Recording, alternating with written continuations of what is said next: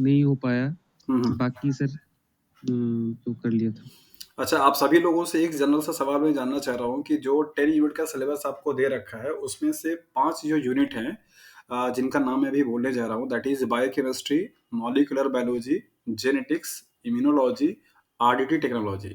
कितने लोग ऐसे हैं जिनका कि ये 5 यूनिट बहुत अच्छे तरीके से प्रिपेयर हो चुका है, या अभी भी कुछ लोग ऐसे हैं जिनका इन 5 यूनिट में भी कोई प्रॉब्लम है? Sir actually I will speak honestly, मेरा जो बैकग्राउंड है वो प्योर साइंस का नहीं है। आई थिंक मैंने आपसे कॉल पे बात की थी, तब मैंने बताया था ओके, कि मेरा एग्रीकल्चर से हुआ है, तो मुझे अप्लाइड साइंसेस वाला ज्यादा सब्जेक्ट में था then pure sciences, like chemistry, pure chemistry या प्योर माइक्रोबायोलॉजी एज सच नहीं था। ओके। तो इसलिए एंड मेरा प्लांट साइंस बैकग्राउंड से है, तो हुँ, मुझे इम्यूनोलॉजी में अभी भी थोड़ी बहुत दिक्कत है। ओके, एंड बायोटेक्नोलॉजी मेरा माइनर सब्जेक्ट नहीं था, बट जो ऊपर ऊपर से आता है तो उसका रफ आइडिया है। बट अगर डिटेल में थोड़ा सा पूछे तो डिटेल में अभी भी मुझे थोड़ी सी कंफ्यूजन होती है कि हमें वेक्टर्स या जो भी है ज्यादा डिटेल में जैसे ही हम जाते हैं तो वो थोड़ा ओके। सा अभी भी नर्वस है वो वाले यूनिट्स में मैं। ओके, ग्रुप में देखता बाकी हूँ पवन बहुत एक्टिव रहते हैं। पवन कुछ आपसे इंटरेक्ट होना चाह रहे हैं। आपको आवाज़ सुनाई दे रहा है पवन? जी सर। जी, अच्छा, ओके। नमस्कार सर। नमस्कार, नमस्कार। कैसे हैं? ठीक हैं? मैं बढ़िया हूँ सर, आप कैसे हैं? एकदम बढ़िया, फर्स्ट क्लास। हमारे यहाँ थोड़ी ठंडी ज़्यादा पड़ रही है, बट वैसे कोई दिक्कत नहीं है। जी। पवन, आपसे मैं जानना चाह रहा हूँ कि जो भी आपके यूनिट्स हैं, 10 यूनिट का सिलेबस है, और आपने कितना कवर किया हुआ है? कितनी यूनिट आपकी तैयारी हो चुकी है अच्छे से?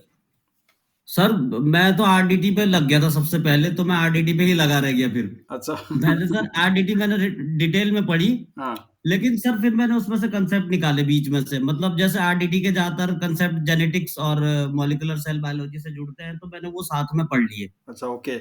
मतलब तो मेरी दूसरी यूनिट भी तैयार होगी। लाइक मैं वेक्टर पढ़ रहा था, हुँ, तो उसमें जैसे एफ प्लाज्मिड आया, तो मैंने हुँ। माइक्रोबायोलॉजी से एफ प्लाज्मिड का डिटेल पढ़ लिया। Very good. तो ऐसे करके सर मैंने वो इधर-उधर से समझ गया, कंप्लीट मतलब करके, कि आपने चीज़ों और को। फिर सर इम्यूनोलॉजी मेरा सर कॉलेज टाइम में अच्छा था, तो मैंने इम्यूनोलॉजी मतलब आपके नोट से देखा तो सारा याद आ गया पीछे का। अच्छा, ओके। तो सर वो हो गया ऑलमोस्ट। और अगर सर बहुत डीप पूछेगा तो थोड़ा टफ हो जाएगा, पर मुझे नहीं लगता कि डीप पूछेंगे। वो चाहते हैं कि हम कंसेप्ट मेनली उनको समझा दें, तो वो सर रेडी है। हुँ। देखिए, कुछ चीज़ें कॉमन हैं जो कि आप सभी लोगों पे अप्लाई होती है। आप सब लोग अलग-अलग बैकग्राउंड से हैं, इस बात को मैं एग्री करता हूँ, और सब लोगों के लिए कुछ चीज़ें कॉमन नहीं हो सकती हैं। लाइक ऐज़ कि ऐसा नहीं है कि सबके लिए माइक्रोबायोलॉजी उतना ही सेम है, जैसा कि बाकी लोगों के लिए है। तो ये चीज़ें वेरी करेंगी। आप सब लोग अलग-अलग डोमेन से हैं, कोई माइक्रोबायोलॉजी से है, कोई बायोटेक से है, कोई अदर अलाइड साइंस के ब्रांचेस से है। सो ये पॉसिबल है कि आप सब लोगों का जो इंटरेस्ट ऑफ एरिया है, जो इंटरेस्टेड सब्जेक्ट है, वो अलग-अलग हो सकता है। बट एग्जाम के टाइम पे कुछ चीज़ों को आपको बहुत सही तरीके से एग्जीक्यूट करना होगा, और उन चीज़ों को ध्यान आप सभी लोगों को देना होगा, चाहे आप किसी भी बैकग्राउंड से बिलोंग करते हो, उससे फ़र्क नहीं पड़ता है। नंबर पहला चीज़ तो ये कि आपको कोशिश ये करनी है कि एग्ज़ाम के टाइम पे, मैं मेंस सेकंड पेपर की बात कर रहा हूँ, फर्स्ट पेपर तो आपका सिर्फ ऐसे स्क्रीन पे ऑनलाइन होगा, तो आपको उसमें टिक ही करना है, तो उसके लिए तो आप सब लोग अच्छे तरीके से समझते हैं, और उसमें कुछ सजेशन देने की ज़रूरत नहीं है। मेंस की अगर मैं बात करूँ, तो जैसा कि कल आप लोगों ने देखा ही होगा होपफुली, कि पेपर आपको सिर्फ एक मिलेगा, आंसर शीट, राइट? और आपके स्क्रीन पे जो क्वेश्चंस होंगे वो डिस्प्ले किए जाएंगे, तो इस तरीके से आपका होगा। सो पहला चीज़ जो आप सभी लोगों को ध्यान में देना है एग्जाम में राइटिंग के टाइम पे, वो ये है कि आपको बहुत ज़्यादा ऐसा पेज वाइज ना, पूरा पेज को पैराग्राफ को भरने की जरूरत नहीं है। आपको सारी चीज़ों को ऐसे बुलेट के फॉर्म में पॉइंट वाइज करके मेंशन करके लिखना है, और हर एक लाइन का एक मीन निकल करके जाए। आप कोशिश ये कीजिएगा, जैसे सपोज एक एग्जांपल के तौर पे, अगर आपसे पूछा जाता है कि कोई भी एक क्वेश्चन आप लीजिए, चाहे आरडीटी टेक्नोलॉजी ले लीजिए या फिर मॉलिक्यूलर बायोलॉजी ले लीजिए। अगर फॉर एग्जांपल मॉलिक्यूलर बायोलॉजी का ही अगर आपको लगता है कि हाँ, लाइकोपेरॉन से आप क्या समझते हैं, इसका जीन एक्सप्रेशन, या जीन एक्सप्रेशन से आप क्या समझते हैं in the case of bacterial, and उसको डिस्क्राइब करके आपको फंक्शन बताना कि क्या इसका मीन होता है। सो जिन एक्सप्रेशंस को लेकर के लैक ओपेरॉन का बहुत कॉमन सा पॉपुलर सा एग्जांपल है। आपको डिफाइन करना है वहाँ पे कि लैक ओपेरॉन क्या है, क्या इसका मतलब होता है, बैक्टीरिया में ये किस चीज़ को रेगुलेट करने के लिए या मेटाबोलाइज करने के लिए ये सिस्टम की रिक्वायरमेंट होती है। तो आपको बहुत ज़्यादा ऐसे ना पैराग्राफ में पूरा ऐसे कंटिन्यूएशन के फॉर्म में लिखने की जरूरत नहीं है, आपको सिर्फ पॉइंट वाइज बुलेट वाइज करके लिखना है। जितना ज़्यादा हो सके आप मैटर को कंसाइज कीजिए, बट वो मैसेज को कन्वे करने वाला हो। अननेसेसरी की चीज़ों को दे करके सिर्फ पैराग्राफ को फिल करने का कोई मीन बनता नहीं है, बिकॉज जो आपके कॉपी इवेलुएट की जाएगी वो ऐसे ही जैसे हम लोगों के जो यूनिवर्सिटी के प्रोफेसर्स हैं, लाइक एज BHU है, जामिया मिलिया इस्लामिया यूनिवर्सिटी है, या फिर दिल्ली की सेंट्रल यूनिवर्सिटी है, या फिर अलीगढ़ यूनिवर्सिटी है, ऐसे ही यूनिवर्सिटी के जो प्रोफेसर्स होंगे ना उनके पास ये कॉपी आ जाती हैं। और यूनिवर्सिटी के जो प्रोफेसर्स होते हैं उनके बीच का मतलब एक्सपीरियंस है मेरा, उनको ना ऐसे मतलब बहुत ही क्लियर कट वाले जो आंसर्स होते हैं वो ज़्यादा अट्रैक्ट करते हैं। उनको ऐसे बहुत ज़्यादा लेंदी लिख करके अगर आपने पैराग्राफ फिल किया हुआ है तो उन पे वो बिलीव नहीं करते हैं। तो आप कोशिश ये कीजिएगा कि जब भी आप राइटिंग करना स्टार्ट कर रहे हैं कोई भी टॉपिक का, तो आप उसको पॉइंट वाइज बुलेट बना करके आप लिखेंगे। उसमें आपको 2 फ़ायदा होगा। नंबर पहला ये कि कुछ लोगों को हो सकता है कि उनकी ग्रामेटिकल थोड़ी-सी प्रॉब्लम हो, तो उनको सेंटेंस बना करके फ्लो में लिखने में दिक्कत होती है। बहुत लोग ऐसे हो सकते हैं, सबकी बात मैं नहीं कर रहा हूँ। तो एक तो आप उससे बच जाएँगे कि आपको एक-एक लाइन का सिर्फ सेंटेंस बनाना है, उसका जो मीन निकल कर के जा रहा है आपको उसको लिखना है। दूसरा, अगर आप किसी भी जैसे सपोज़ ग्लाइकोलाइसिस के बारे में अगर आपसे पूछा गया या एनारोबिक रेस्पिरेशंस के बारे में पूछा गया बैक्टीरिया में, या ग्लूकोज़ के मेटाबॉलिज्म को लेकर पूछा गया, तो अगर आपने ग्लाइकोलाइसिस को लेकर के 10 पॉइंट अगर आपने मेंशन कर दिया ना, तो आप यकीन मानिए कि कोई भी ऐसा की जो पॉइंट्स होंगे ग्लाइकोलाइसिस को लेकर के, वो पॉइंट आपका छूटेगा ही नहीं। आपने उस 10 पॉइंट में ही 10 बुलेट पॉइंट में ही सिर्फ ग्लाइकोलाइसिस को बहुत अच्छे तरीके से आपने डिफाइन कर दिया, और जो भी कॉपी को चेक करने वाला एग्जामिनर होगा उसको समझ में भी आ जाएगा कि अच्छा ये बच्चा क्या हमको बताना चाह रहा है। तो आपके टाइम का भी मैनेजमेंट हो जाएगा, पेज जो आपको दिए गए हैं लिमिटेड, उन चीज़ों का भी मैनेज हो जाएगा। दूसरा, अगर आपकी राइटिंग बहुत ज़्यादा लिखने की प्रैक्टिस नहीं है, आप सभी लोग अलग-अलग प्रोफ़ेशंस में जॉब कर रहे हैं, तो लिखने का प्रैक्टिस मान के चल रहा हूँ किसी का भी नहीं है, तो उन चीज़ों से भी आप बच पाएँगे। तो आपको टाइम जो मैनेज करने का तरीका है वो यही है कि आप लॉन्ग वाले क्वेश्चंस के आंसर्स के लिए, रिटन वाले के लिए ऐसे कंटिन्यूएशंस के फॉर्म में ना लिखिए, आप उसको बुलेट के फॉर्म में बना करके लिखिए। जहाँ कहीं पे हो सके वहाँ पे पॉसिबली आप हेडिंग और सब हेडिंग दीजिए। डायरेक्टली क्वेश्चंस के आंसर को आप मत लिखिए। जैसा कि मैंने आपको कल के एक वीडियो में बताया था कि पूछा आपसे गया था कि दैट इज़ सेलुलर और ह्यूमरल इम्यूनिटी का क्या डिफरेंसेस है और क्या उनका प्रोसेस होता है। तो आप डायरेक्टली ह्यूमरल और सेलुलर पे मत आ जाइए। आप पहले ये बताइए कि इम्यूनिटी क्या चीज़ है, इम्यूनिटी के टाइप्स कितने होते हैं, देन आप उस पे आकर के आप आइए। लेंदी लिखने की ज़रूरत आपको नहीं है। आप यहाँ पे किसी भी एक पर्टिकुलर टॉपिक पे आप पीएचडी करने नहीं जा रहे हैं। आपको एग्ज़ाम्स में मार्क्स को क्या करना है, स्कोर करना है। मार्क्स को स्कोर करना और आपके नॉलेज का होना दोनों में बहुत डिफरेंस है। मार्क्स स्कोर करना एक तरीके का आर्ट है, एक स्किल है कि आप किसी भी टॉपिक को कैसे अच्छे तरीके से अपनी अपनी ही चीज़ को एक्सप्रेस कर सकते हैं, ताकि एग्जामिनर आपसे कन्विंस हो जाए कि अच्छा बच्चे ने जो चीज़ लिखी हुई है वो यही बताना चाह रहा है। तो आपको यहाँ पे अपना बहुत ज़्यादा नॉलेज डेप्थ में जाकर एक्सप्रेस करने की ज़रूरत नहीं है। जैसा क्वेश्चंस का वेटेज हो, जितने मार्क्स का वेटेज है, आपको उतने हिसाब से टाइम और उतने हिसाब से आपको कंटेंट उस पे देने की ज़रूरत है।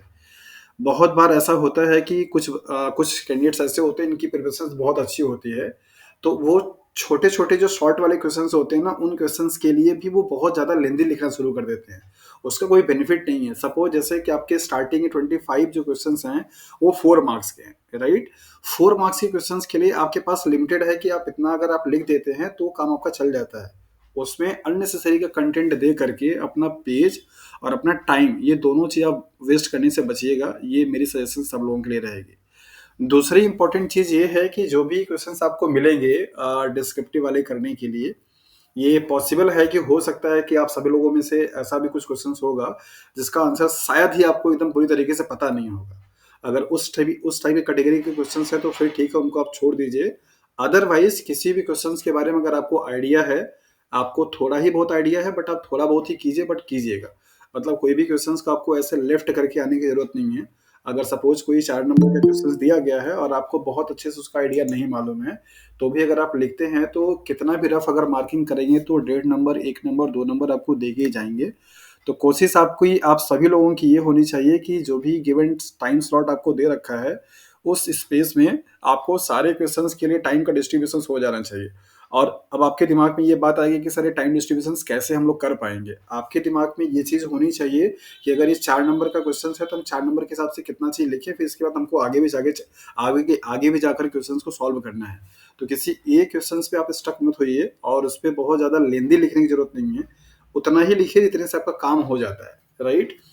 दूसरा सेकंड इंपॉर्टेंट चीज़ ये है कि कई बार ऐसा होता है, बहुत सारे स्टूडेंट्स के मन में ये सवाल होता है, कन्फ्यूजन होता है कि क्या जिस सीक्वेंस में आपका क्वेश्चंस पेपर पे दे रखा है क्या वैसा ही करना है। तो ऐसा कुछ भी बाउंडेशन आपको नहीं है। नेविगेशन के लिए एडवाइजरी अच्छे तरीके से जारी है। आप लोगों ने प्री एग्जाम्स भी दे चुके हैं, इससे पहले भी बहुत सारे एग्जाम ऑनलाइन आप लोगों ने दिया होगा। किसी भी क्वेश्चंस पे, किसी भी सेक्शंस पे आप जंप कर सकते हैं। फर्स्ट पेज पे आप लोग उन सारे क्वेश्चंस को अटेंड करने की कोशिश कीजिएगा जिसपे आपको थोड़ा सा कॉन्फिडेंस ज़्यादा है। पहला 5 मिनट लगेगा आपको, बहुत ज़्यादा घबराने की जरूरत नहीं है। 5 to 7 मिनट में आप आसानी से पूरे पेपर को स्क्रॉल डाउन करके देख लीजिएगा कि किस किस तरह के क्वेश्चंस आए हुए हैं। इतना समय पहले आप दे दीजिए। ऐसा नहीं कि पहला क्वेश्चन देखा वहीं से करना शुरू कर दे, ये गलती आप मत कीजिएगा। होता ये है कि जो पेपर सेटर होते हैं वो थोड़े से आपके मेंटल स्टेबिलिटी को भी चेक करना चाहते हैं। वो स्टार्टिंग के 4 से 6 क्वेश्चन ना थोड़ा टफ डाल देते हैं और बच्चा क्या करता है, उसे टफ क्वेश्चंस को सॉल्व करने के चक्कर में उनका थोड़ा सा कॉन्फिडेंस लूज हो जाता है और उनका टाइम भी धीरे धीरे लॉस होना शुरू हो जाता है। और आप सबको मालूम है अच्छे तरीके से कि ह्यूमन ब्रेन की टेंडेंसी है कि अगर प्रेशर वाले कंडीशंस में एक बार अगर आपने अपना कॉन्फिडेंस लूज किया तो फिर उस टाइम पे आप कभी भी रीगेन नहीं कर पाएंगे। तो कोशिश आप इनिशियली ये कीजिए कि जब भी आपके स्क्रीन पे पेपर डिस्प्ले होना शुरू हो तो आप थॉरली एक बार पूरे पेपर को गो थ्रू हो लीजिएगा कि कौन से क्वेश्चंस किस तरीके के दिख रहे हैं। जब आप क्वेश्चंस को रीड करेंगे ना तभी आपके दिमाग में ये बात समझ में आ जाएगी कि अच्छा इस वाले क्वेश्चंस के लिए हम आंसर्स कर सकते हैं और नहीं कर सकते हैं। वहाँ पे आपको इंडिकेट करने के लिए सेक्शंस भी दे रखा है, आप उसको मतलब क्लिक कर देंगे रिव्यू के लिए तो आपको हाईलाइट होता रहेगा कि अच्छा ये वाला क्वेश्चन हमको एकदम पूरी तरीके से कॉन्फिडेंस है। एक बार आपने जो क्वेश्चन को पूरा गो थ्रू होके देख लिया आपने, उसमें से जिस सेक्शंस का जो भी कोई क्वेश्चन नंबर आपको लगता है कि एकदम पूरी तरीके से हम इसका आंसर मेरे दिमाग में फ्रेम हो चुका है और हम बहुत कॉन्फिडेंट हैं इसको करने के लिए, फर्स्ट पेज पे उसी क्वेश्चंस का आंसर लिखने की आप लोग कोशिश कीजिएगा। उसका 2 बेनिफिट है जो कि आपको बता दे रहा हूँ, आपके हैंड से भी और एग्जामिनर के भी हैंड से भी। आपके हैंड से ये बेनिफिट होगा कि जब आप स्टार्टिंग में कोई ऐसे क्वेश्चंस को स्टार्ट करेंगे जिसका आंसर आपको बहुत अच्छे से आ रहा होगा, तो जब भी आप एग्जाम में स्टार्ट होता है तो उस टाइम पे थोड़ा सा माइंड की स्टेबिलिटी नॉर्मल नहीं रहती है। आपको एक तो पहली चीज़ तो आपने इतने अच्छे से प्रिपरेशंस किया हुआ है, दूसरा आपके दिमाग में ये बन गया कि ये गवर्नमेंट जॉब है बायोटेक की हमको लेनी है, तो कई सारे फैक्टर्स होंगे जो कि आपके माइंड के एफिशिएंसी को हैम्पर कर रहे होंगे, जो कि आपके दिमाग में ऐसे बैकग्राउंड में चल रहा होगा, आपको पता नहीं चलेगा वो चीज़, लेकिन वो चीज़ें आपको क्या करती हैं, नेगेटिवली इम्पैक्ट करती हैं। उन सारी चीज़ों को नलीफाई करने के लिए आपकी स्टार्टिंग एक ऐसे क्वेश्चंस के आंसर से होनी चाहिए जो इस पे आपको बहुत अच्छे से कॉन्फिडेंस आता है। जैसे ही स्टार्टिंग के 10 से 15 मिनट बीतेगा और आप अपना राइटिंग करना स्टार्ट कर देंगे, आप देखेंगे कि आप बहुत ही काम हो चुके हैं और बहुत ही नॉर्मल हो चुके हैं उन चीज़ों को लेकर के। फिर आपकी स्पीड थोड़ी धीरे बढ़ जाएगी और आप बहुत रेगुलर तरीके का राइटिंग करना शुरू कर देंगे। शुरुआत के सिर्फ 10 से 15 मिनट आपको उस 10 से 15 मिनट में अपने कॉन्फिडेंस को बना करके रखना है और पेपर को अच्छे तरीके से डील करना है। बाकी रेस्ट ऑफ द जो टाइम होगा ना, वो बहुत नॉर्मली तरीके से आप कर पाएंगे। तो सीक्वेंस आपका ऐसा ही हो कि जो जिन क्वेश्चंस पे आपको अच्छे से कॉन्फिडेंस हो, उस क्वेश्चंस के आंसर से आपको स्टार्ट करना है। कोशिश आप यही कीजिए, आप चूंकि सभी लोग मास्टर डिग्री होल्डर हैं, वैसे ह्यूमन एरर किसी भी लेवल पे हो सकता है, पीएचडी होल्डर वालों से भी गलती हो जाती है, तो ऐसा कुछ नहीं है। बट कोशिश आप ये कीजिए कि फर्स्ट पेज पे ओवर राइटिंग की चीज़ ना हो। अगर आपसे कोई सपोज कोई वर्ड या कोई सेंटेंस अगर गलत हो भी गया है इन बिटवीन पैराग्राफ या किसी पॉइंट में, तो आप उसको कट करके ओवर राइट मत कीजिए। आप कंटिन्यूएशन में जाइए, उसको थोड़ा सेंटेंस का फॉर्म चेंज कर दीजिए। गलत मतलब अगर आप कट करते हैं ना, तो उससे थोड़ा सा नेगेटिव इंपैक्ट जाता है। कॉपी चेक करने वाले को लगता है कि देखो इस लेवल पर भी आकर के ये लोग मतलब इतनी मेच्योरिटी नहीं है। तो कोशिश आप लोग यही कीजिएगा, मिनिमम कोशिश यही रहे कि मतलब मिनिमम से मिनिमम गलती हो, उस पे ओवर राइटिंग का केस जो हो ना दिखने को मिले, और खास करके इनिशियली स्टार्टिंग के 2 से 3 पेजेस को लेकर के अगर आप ऐसा कर पाते हैं तो आप काफ़ी अच्छा परफॉर्म करेंगे। दूसरा आते हैं एक चीज़ पे और जो कि डिस्कस करना है, बीच में आपका मेंस मतलब फर्स्ट पेपर और आपके सेकंड पेपर में 2 से 3 घंटे का गैप है। 12 बजे आप लीव कर जाएंगे तो आपको बाहर निकलते निकलते 12:15 तक हो ही जाएगा, और 3 बजे से फिर से आपका सेकंड पेपर है, तो जहाँ से 2:30 बजे से आपकी एंट्री होनी शुरू हो जाएगी होपफुली। ये जो 2 घंटे का टाइम स्लॉट मिलेगा ना, इसमें जैसे आप मॉर्निंग में कल से निकल जाएँगे, तो हो सकता है आप सुबह में कुछ अच्छे से खाना-पीना ना खा पाएँ। दोपहर के टाइम पे कुछ अच्छा फ्रूट वाला चीज़ खाइएगा, कोई ऑयली या फ्राइड चीज़, जैसे ठंडी का मौसम है, जगह-जगह पे दुकान पे क्या है, ब्रेड पकौड़े मिल रहे हैं, पकौड़ी मिल रही है, समोसे मिल रही है, ये सारी चीज़ें मिल रही हैं। इन चीज़ों को गलती से कल मत खा लीजिएगा, उसका बहुत बड़ा नेगेटिव इम्पैक्ट पड़ता है। आप सभी लोगों को मालूम है कि फैट को या फैटी एसिड को डाइजेस्ट करने के लिए आपको आपकी बॉडी को एनर्जी ज़्यादा लगाना पड़ता है, और अगर आपने ज़्यादा ऐसे कुछ फ्राइड वाली चीज़ें खा लिया, तो होगा यही कि आपकी जो ब्रेन की जो एफिशिएंसी है ना, इंटेलेक्चुअल है, वो थोड़ी स्लो डाउन हो जाती है। आप थोड़े से नींद की तरफ ज़्यादा मूव कर देते हैं, और ये चीज़ आपके लिए अभी ठीक नहीं है। आपको अपने आप को थोड़ा एक्टिव रखना है, तो आप कोशिश कीजिए कि आपके सेकंड पेपर का एग्ज़ाम होने से पहले जो भी आप मील ले रहे हैं, उसमें आपके लिक्विड चीज़ें हों तो मच बेटर होगा।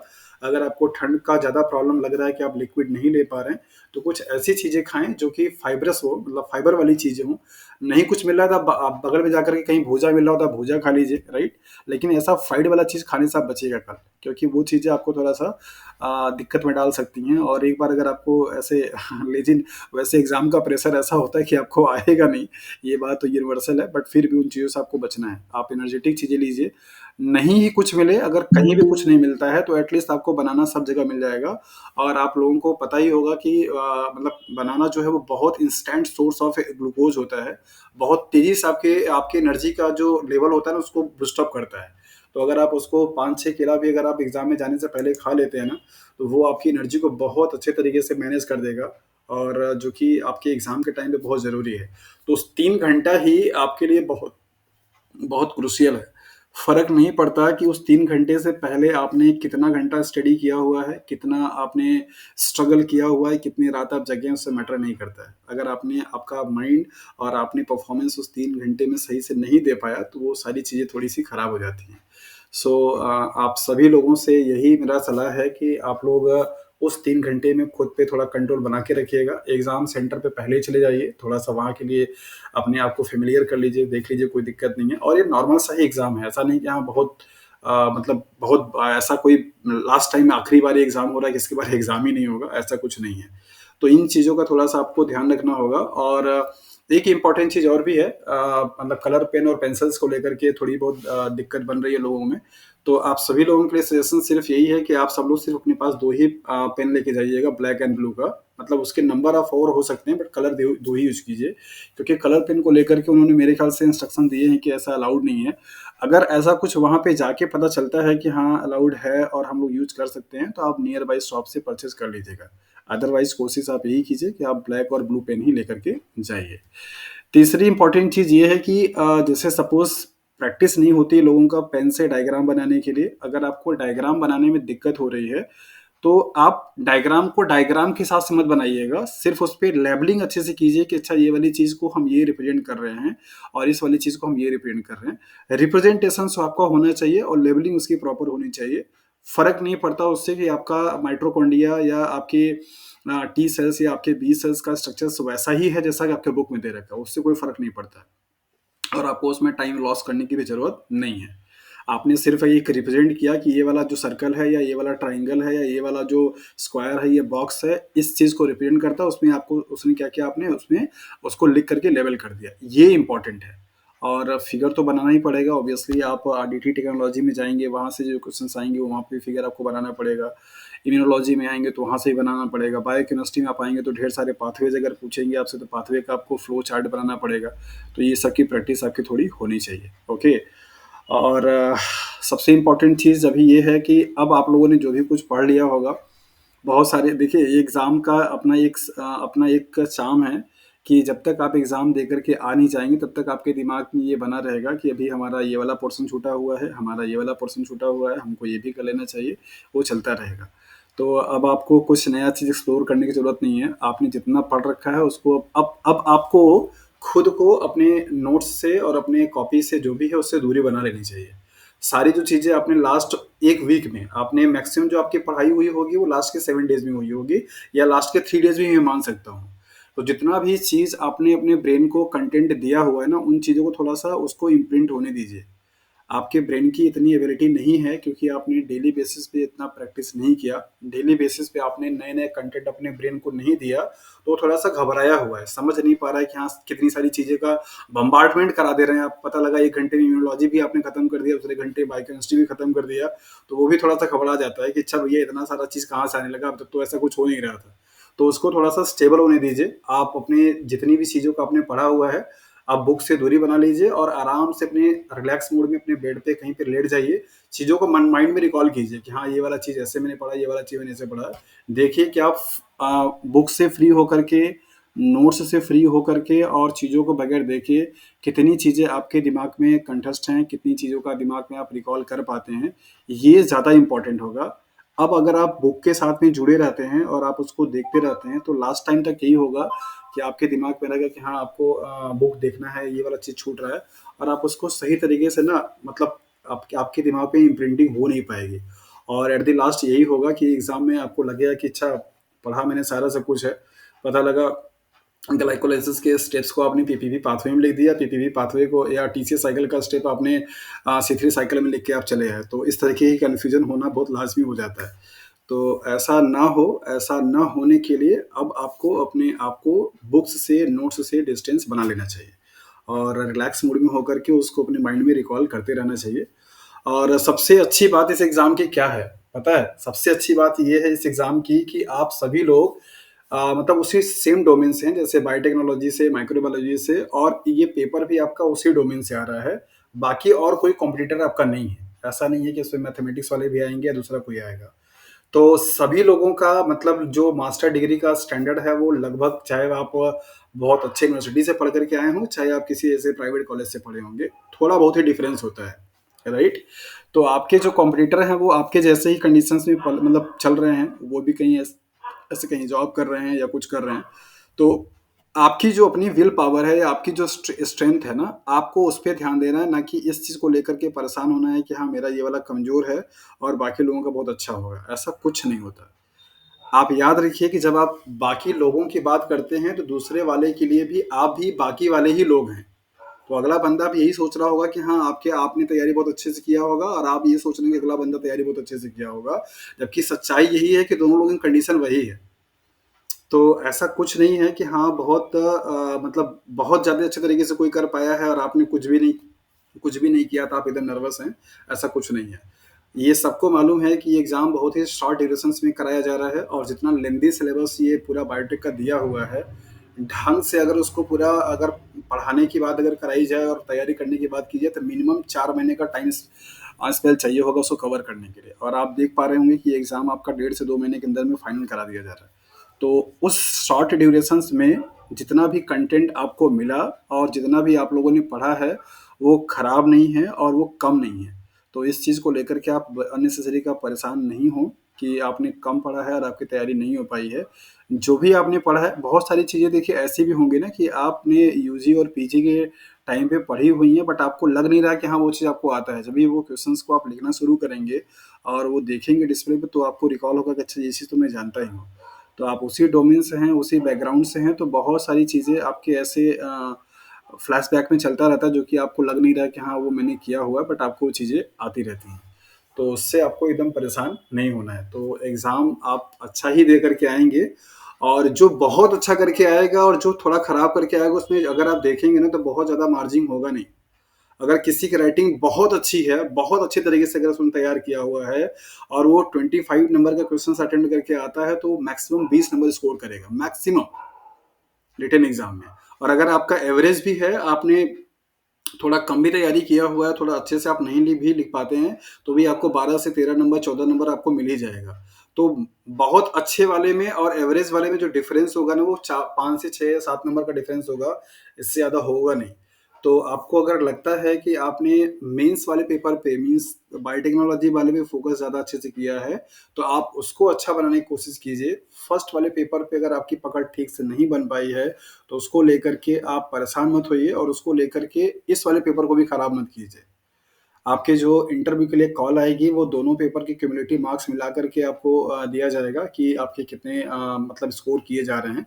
परसेंटेज है कि इतना परसेंटेज आपका टोटल जो मार्क्स आएगा वो मेंस वाले पेपर मतलब डिस्क्रिप्टिव वाले से जाएगा और उतना परसेंटेज आपका ए से जाएगा। तो उस हिसाब से चीज़ों को थोड़ा-सा आपको मैनेज करना होगा। अगर फर्स्ट पेपर ठीक से नहीं तैयार है तो उसको उतना परेशान आपको होने की ज़रूरत नहीं है। मैं ऐसा मान के चल रहा हूँ कि जितने भी लोग इस एग्ज़ाम में अपीयर होंगे, बहुत सारे लोग ऐसे होंगे जो कि वन डे एग्ज़ाम की तैयारी कर रहे होंगे या यूपीएससी मतलब स्टेट पीएससी की तैयारी कर रहे होंगे या यूपीएससी एग्ज़ाम की तैयारी कर रहे होंगे। हो सकता है कि उनके कंपैरेटिवली आपका पहला वाला जो पेपर है, वो थोड़ा-सा कम तैयार हो। ये मैं मान सकता हूँ क्योंकि वो लोग उसी रूटीन पे काम कर रहे हैं। लेकिन आप इस बात को भी ध्यान दीजिए कि फिर उनका मेंस वाला जो पेपर होगा ना, वो उतना अच्छा तैयार नहीं होगा, जितना आपने अच्छा तैयार किया हुआ होगा। तो चीज़ें मिला कर के दोनों बैलेंस हो जाती हैं और अगर आप कहीं इस वाले में अच्छे हैं, तो उस वाले में खराब होंगे, अगला बंदा कोई उस वाले में अच्छा होगा, तो इसमें थोड़ा-सा डल होगा। तो बहुत ज़्यादा का डिफ़रेंस आता नहीं है, तो आप उसको लेकर के एकदम परेशान मत होइए। आपकी जो अपनी खुद की स्ट्रेंथ है, आप उस पे बिलीव रखिए और उस पे फ़ोकस कीजिए कि अगर उस डोमेन से सवाल अगर आपके आते हैं, तो आपको छोड़ना नहीं है। इस चीज़ का आपको अच्छे तरीके से ख़्याल रहना चाहिए और होपफुली कि आप सभी लोगों के जो सेंटर्स हैं आपके रेजिडेंशियल से नियर बाई में ही होंगे। कोई ऐसा भी है जिसको एक दिन पहले जाना पड़ रहा हो मतलब कोई ऐसा भी है जो कि अभी ऑन द वे हो और अभी क्लास अटेंड कर रहा है? I travel, sir. I have to travel one day. अच्छा दृश्य हाँ, ओके। बट मुझे लग रहा है कि सब लोगों का नियर बाई में ही सेंटर दिया होगा मतलब आप अपने रेजिडेंसी से ही जा सकते हैं, ऐसा है ना? Yes sir. अच्छा, ओके। हाँ जी सर, ज़्यादा नहीं है, मतलब 1-2 घंटे का रास्ता है। हाँ, तो ठीक है, बाकी आप लोग टाइम से अपना कल अच्छे से अभी तो बहुत ठंडी का टाइम चल रहा है, तो सुबह का दिक्कत रहता है मौसम, बट फिर भी टाइमली आप लोग निकल जाइए आराम से एग्ज़ाम के लिए और अच्छे से एग्ज़ाम दीजिए। Sir I am in hotel now अच्छा, सुबह ही आ गई थी। ओके। कुछ लोग अपने सेंटर के नियर बाई में स्टे किए हुए हैं, रुक गए हैं मतलब पहुँच गए हैं वो लोग। तो अच्छा है अगर आपका सेंटर दूर था तो आप पहले पहुँच गए तो ये बहुत अच्छी बात है क्योंकि ठंड के टाइम पे थोड़ा आने-जाने का सुविधाएँ भी कम मिल रही हैं। तो अपने हिसाब से आप सेंटर पे पहले ही रीच कर जाएँ, पहुँच जाएँ, ये बहुत ज़रूरी है।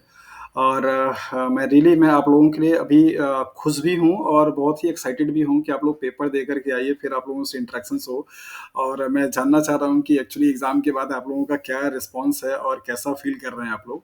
और आई डोंट नो कि ये मेरा ही कॉन्फिडेंस है या फिर ये आप लोगों में भी है। मुझे ऐसा लग रहा है कि जितनी सारी चीज़ें मतलब ऐसा भी होगा कि आप लोगों ने जो चीज़ें मैंने दिया उसके अलावा भी आप लोगों ने बहुत सारी चीज़ें पढ़ी होंगी। बट मैं सिर्फ़ उतना ही मान के चल रहा हूँ कि अगर जितनी चीज़ें आपको इस क्लास के थ्रू या इस कोर्स के थ्रू प्रोवाइड मैंने किया है, अगर कोई स्टूडेंट उतना भी कवर किया होगा तो डेफ़िनिटली वो बहुत अच्छा पेपर करके आने वाला है। क्योंकि जो चीज़ें आपको दी गई हैं वो उनका स्टैंडर्ड और उनका उनका जो कवरेज है वो बहुत अच्छा है। अगर आप में से जितने भी लोगों ने उस पूरे कोर्स को सही तरीके से गो थ्रू हो पाए होंगे, वही पेपर को बहुत बढ़िया करके आएँगे। तो मैं तो बहुत ही खुश हूँ आप सभी लोगों के लिए कि आप सभी लोग प्री क्वालीफाई करके मेंस में जा रहे हैं और होपफुली कि मेंस भी आप लोग बहुत अच्छा करके आएँगे। अब ये तो 25 तारीख की इवनिंग में ही पता चल पाएगा कि कैसा रहा पेपर आप लोगों का। ज़्यादा बेटर होता कि पेपर आप लोगों को मिल पाता तो शायद यहाँ पे आप लोगों से मैं माँगता और उसको डिस्कस करता और क्लास में ही पता चल जाता कि हाँ, कितना आंसर्स आप लोगों का ठीक जा रहा है। बट स्क्रीन पे मिलेगा रहेगा तो पेपर आप लोगों को मिलेगा नहीं और आई डोंट नो कि वो पेपर फिर से कब आपको मिल पाएगा। जब आपके आंसर्स आएँगे या रिस्पॉन्स शीट आएगी तभी आपको मिल पाएगा, तो पेपर तो मिलेगा नहीं, राइट? बट मैं एक चीज़ कहना चाहूँगा अगर हो सके पॉसिबली वैसे उसके लिए प्रेशर आपको नहीं देना है। अगर हो सके तो अगर कुछ क्वेश्चंस आपको मतलब ऐसे याद रह पाए तो उसको ज़रूर आप कहीं पे नोट कर लीजिएगा या फिर ऐसे समझ लीजिएगा कि ये वाला सवाल आपसे पूछा गया था। चूँकि एमसीक्यूज़ नहीं है तो आपको ऑप्शंस याद रखने की ज़रूरत नहीं है, सिर्फ़ क्वेश्चंस ही आपको याद रखना पड़ेगा। अगर 10-20 क्वेश्चंस भी अगर आप लोगों को याद रह पाएगा तो उससे एक आइडिया लग जाएगा कि किस डोमेन से और कहाँ से सवाल ज़्यादा आया हुआ था। ओके। सो यही सारी चीज़ें थी मेरी तरफ से आप सभी लोगों को बोलने के लिए कि आप सब लोग बहुत अच्छे से तैयारी किए हुए हैं, इस पे कॉन्फिडेंस बना के रखिए, ज़्यादा आपको परेशान नहीं होना है और एग्ज़ाम के टाइम पे किन-किन चीज़ों का आपको ध्यान रखना है, ये मैंने आपको ब्रीफ़ कर दिया। बाकी सारी चीज़ें होपफुली आप लोगों ने तैयारी कर लिया होगा, जो भी नेसेसरी डॉक्यूमेंट्स उसमें चाहिए लाइक एज़ फोटोग्राफ्स एंड आपके कोई पर्सनल आईडी कार्ड, ये सारा चीज़ आप लोगों ने इकट्ठा कर लिया हुआ होगा और बस कल आपको टाइमली अपने रेसिडेंशियल से सेंटर की तरफ निकल जाना है। आप सभी लोगों को मेरी तरफ से एग्ज़ाम्स के दोनों ही पेपर के लिए बहुत-बहुत शुभकामनाएँ। आप अच्छे से पेपर करके आइए, फिर हम लोग दोबारा फिर से यूनाइट होंगे। मिलेंगे और बात करेंगे कि हाँ कैसा रहा आप लोगों का पेपर। अगर आप में से किसी को कुछ पूछना है, कुछ कहना है तो अभी आप कह सकते हैं।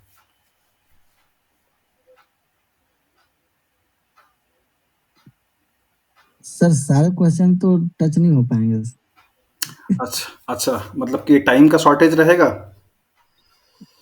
नहीं, एक दो टॉपिक ही मतलब पूरा यूनिट ही छूट गया, जैसे हाँ, ये चीज़ पॉसिबल है सतीश कि आपने अगर सारा चीज़, मैंने वही बोला ना कि ऐसा भी संभव होगा कि जितने भी क्वेश्चंस आपको मिलेंगे उनमें से कुछ क्वेश्चंस ऐसे भी होंगे जिनका आइडिया आपको पूरी तरीके से नहीं होगा, तो उन क्वेश्चंस को आपको छोड़ना ही पड़ेगा। बट कोशिश आपकी यही रहनी चाहिए कि जितना भी चीज़ आप जानते हैं और जितने भी सवाल आपके ऐसे आ रहे हैं जिनके बारे में आपको आइडिया है, उन क्वेश्चंस को आपको छोड़ के नहीं आना है। ये चीज़ आपको थोड़ा ध्यान रखना पड़ेगा। अब उसके लिए थोड़ा आपको अपना राइटिंग का स्पीड और टाइम का मैनेजमेंट, इस चीज़ का ध्यान में रखना पड़ेगा। देखिए, यही एग्ज़ाम का अपना मतलब एक कह सकते हैं कि मज़ा है और यही एग्ज़ाम का अपना एक इम्पोर्टेंस है। आपको आपको मालूम होगा कि ये इंटरव्यू और ये Sneha what should be timing like 1 hour 40 minute, फिर तो मीन कितना हो पाएगा ये। ओके, अभी आते हैं आपके सब उस पे 1 मिनट। तो बात ये है कि ये एग्ज़ाम्स और इंटरव्यू का जो स्टैंडर्ड है वो क्यों बढ़ रहा है? ये एग्ज़ाम्स सिलेक्शंस कराने के लिए नहीं हो रहे हैं, ये एग्ज़ाम्स हो रहे हैं आपको साइड करने के लिए, बाहर करने के लिए, क्योंकि इतने ज़्यादा नंबर ऑफ कैंडिडेट्स आ चुके हैं और नंबर ऑफ सीट बहुत कम है। दैट इज़ वाई अभी आप देखिए प्री, मेंस फिर इंटरव्यू 3 तरीके की स्क्रीनिंग की जा रही है, क्योंकि बहुत सारे लोगों को बाहर करना है। तो आपको अपने आप को प्रूफ करना पड़ेगा कि जितने लोग हैं उनमें से आप बेस्ट हैं और आप इस पोस्ट के लिए सूटेबल हैं। जो भी कहते हैं ना कि एप्टीट्यूड टेस्ट हो रहा है ये, तो एप्टीट्यूड का मतलब ही क्या है कि किसी एक पर्टिकुलर वर्क के लिए या किसी एक पर्टिकुलर पोजीशंस के लिए जो भी इंटेलेक्चुअल की ज़रूरत है उसके बेस पे आपको फ्रेमवर्क बना करके दिया गया है टास्क को, और उस टास्क को आप कितना ईज़ी वे में कंफर्ट तरीके से कर पाते हैं, यही है आपका एप्टीट्यूड टेस्ट। और ये यही आपको प्रूफ करेगा कि एग्जैक्टली बाकी जितने भी कैंडिडेट हैं उनमें से आपने बहुत अच्छे से परफॉर्मेंस की हुई है। दैट इज़ वाई हम आपको सेलेक्ट करते हैं ताकि आप आसानी से इस जॉब को कर सकें। तो इसका मीन यही है। तो आपको थोड़ी तो चीज़ें एक्स्ट्रा करनी पड़ेंगी सतीश। अगर आप नॉर्मल ही सारी चीज़ें करेंगे तो ऑब्वियसली आप नॉर्मल ही कैटेगरी से भी रह जाएंगे और फिर आप उन लोगों में सेलेक्ट नहीं हो पाएंगे जो लोग थोड़े से अच्छे कैटेगरी से बिलोंग करेंगे आगे आने वाले दिनों में। तो डेफिनेटली आपको कुछ तो एक्स्ट्रा करनी पड़ेगी। सारी चीज़ें आपके कंफर्ट जोन में नहीं होगा। आपको अपना राइटिंग स्पीड थोड़ी बढ़ानी पड़ेगी, टाइम को थोड़ा सा मैनेज करना पड़ेगा, तब जाकर के आप क्वेश्चंस को अच्छे से कर पाएंगे। वो 3 घंटा आपको अच्छे तरीके से मैनेज करना है, इस चीज़ को आप अच्छे से ध्यान दीजिएगा। और दूसरा चीज़ ये भी है कि अगर राइटिंग किसी की बहुत स्लो है, बहुत लोगों का हो सकता है कि राइटिंग लिखने में उनको बहुत प्रॉब्लम होती है, स्लो हो तो उनके लिए थोड़ी सी दिक्कत आ सकती है।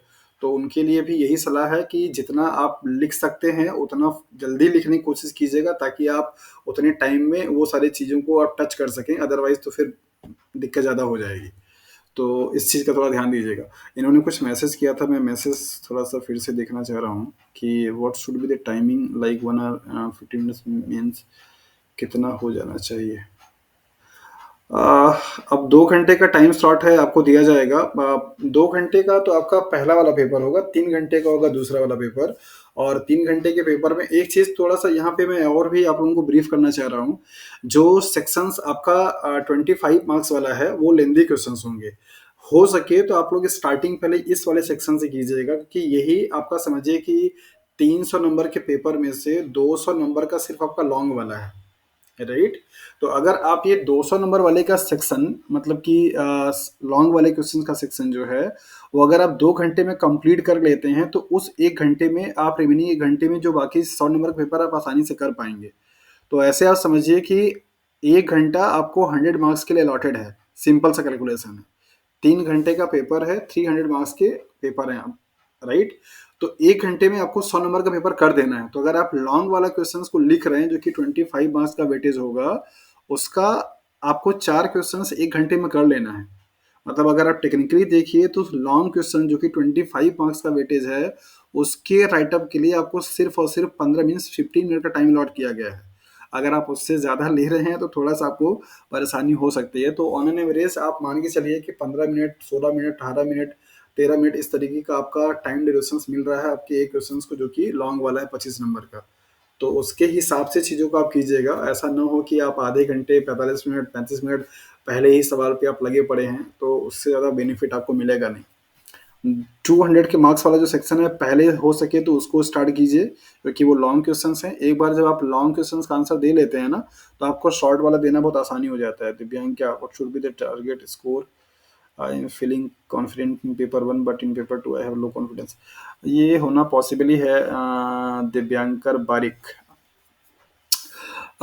टारगेट का अभी कुछ नहीं कह पाऊंगा, जब तक सब लोग पेपर दे करके आएंगे नहीं तब तक तो कुछ कहना मुश्किल है। बट आप ये मान के चलिए कि आपके जो सब्जेक्ट वाले पेपर हैं उसमें से 300 में से अगर आप 180 प्लस करके आते हैं, स्कोर करते हैं, तो थोड़ी सी पॉसिबिलिटी आपकी बनेगी। बट इस चीज़ को अभी हम बहुत जस्टिफाई नहीं कर पाएंगे, बिकॉज आप जैसे स्टूडेंट से पेपर दे करके आते हैं, उनसे जब बात होती है तब आइडिया लगता है कि अच्छा कितना जाना चाहिए।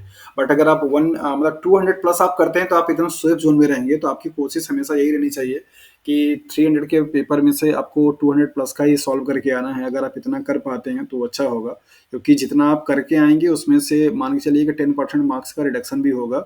तो अगर आपने 250 नंबर का किया हुआ है तो आपके 25 नंबर वैसे ही कट जाने हैं, तो 225 नंबर आएगा। तो इस हिसाब से अगर आप कैलकुलेट करके चलेंगे तो 200 प्लस आपका टारगेट होना चाहिए अपने हैंड से। आप ये दिमाग में बना के रखिए कि आपको 300 वाले पेपर में से किसी भी कंडीशंस में 200 प्लस का पेपर लिख करके आना है, इतना आपके दिमाग में होना चाहिए। पेपर 1 में चूंकि आपका नेगेटिव मार्क है 1/4, तो आपको वहाँ पे ये भी ध्यान देना हो, अननेसेसरी का ऐसे तुक्का लगाने की जरूरत नहीं है कि चलो ये नहीं आ रहा तो ये भी हम निकाल देते हैं, ऐसा मत कीजिएगा। पहले अटेम्प्ट में आप ये कीजिए कि 100 क्वेश्चंस को आप सॉल्व कीजिए जो एकदम कॉन्फिडेंशियली आपको लगता है। फर्स्ट राउंड सॉल्व करके आप देखिए कि नंबर ऑफ क्वेश्चंस आपको कितना आपने अटेम्प्ट किया है, और अगर उन क्वेश्चंस का नंबर 50 प्लस अगर आपका फर्स्ट राउंड में हो जाता है तो फिर आपको रिस्क लेने की जरूरत नहीं है। You are in a safe zone, right? आपको अननेसेसरी का रिस्क लेने की जरूरत नहीं है। लेकिन अगर आपको फर्स्ट राउंड का क्वेश्चन अटेम्प्ट करने के बाद ये लगता है कि अगर आप 50% स्कोर नहीं कर पा रहे हैं, 30-32 पे अटक जा रहे हैं, तो फिर आप सेकंड राउंड पे उसको आइए और उसमें अपना थोड़ा सा अपना इंटेलेक्चुअल लगा करके गेस करके उसको करने की कोशिश कीजिए।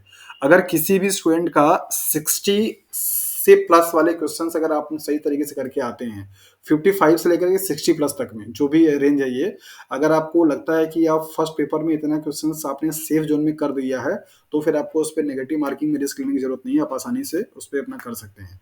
60 प्लस जो भी क्वेश्चंस करके आएंगे, मतलब जिनका भी नंबर रहेगा फर्स्ट पेपर के लिए, वो बहुत अच्छे जोन में होंगे। तो ये थोड़ा सा कैलकुलेशन रहेगा, मतलब 300 में से आपका 200 प्लस और 100 वाले में से 60 प्लस, ये आप अगर टारगेट लेके चलते हैं और उसी हिसाब से अपने टाइम और अपनी स्पीड को मैनेज करेंगे तो ज़्यादा बेनिफिशियल होगा आपके लिए। बाकी एग्जैक्टली जो कट ऑफ होगी, मेरिट क्या जाएगी, ये तो जब पेपर होकर के आएगा तो पेपर का स्टैंडर्ड प्लस बच्चों के रिस्पॉन्स जो होंगे। अभी तो ये भी देखने वाली बात होगी कि नंबर ऑफ कैंडिडेट कितने अपीयर होते हैं। आई डोंट नो कि मतलब इतना कंडीशंस खराब है और बहुत कम टाइम ड्यूरेशंस मिला है, तो मुझे नहीं लगता कि बहुत सारे लोग ऐसे भी होंगे जो कि प्री क्वालिफाई होने के बावजूद भी मेंस एग्जाम देने नहीं जाएंगे। हो सकता है ऐसा भी पॉसिबल हो। दूसरा, वर्किंग डे पे एग्जाम हो रहा है, तो बहुत सारे लोग ऐसे भी होंगे जो कि जॉब में होंगे, शायद उनको छुट्टी पूरे दिन का मिल भी ना पाए। तो नंबर ऑफ कैंडिडेट कितने अपीयर होंगे इस एग्जाम में, ये भी देखने वाली बात होगी अपने आप में। हो सकता है कि अगर आप लोग लकी होंगे तो आपके जो कॉम्पिटिटर है वैसे ही एलिमिनेट आउट हो जाए, तो ये आप लोगों के लिए थोड़ा प्लस पॉइंट बन सकता है। ओके, चलिए, ये टाइम बड़ा क्रूशियल है आप लोगों के लिए। अच्छा लगा कि आप सब लोग इंटरेक्ट हुए, और होपफुली कि थोड़ी बहुत चीज़ें आप लोगों के लिए मैसेज गया होगा इस इंटरेक्शन से। बाकी जो चीज़ें होंगी आप लोग पेपर दे करके आइए, तो फिर हम लोग डिस्कस करेंगे और अच्छे तरीके से उस पर चर्चा करेंगे। Okay, thank you sir. चलिए, ओके, सभी लोगों को गुड नाइट, और अच्छे से अपने हेल्थ का ख्याल रखिए, टाइम से एग्जाम के लिए निकल जाइए। Once again wish you all the best for your exam. तब तक के लिए अपना अच्छे से ख्याल रखिए। मिलते हैं कल इवनिंग की क्लास में। ओके, अगर आप लोग अवेलेबल रहेंगे तो क्लास होगी, अदरवाइज हम लोग नेक्स्ट डे भी क्लास करेंगे, कोई दिक्कत नहीं है। Thank you sir. Okay, thank you sir. Okay, good night to all. All the best all.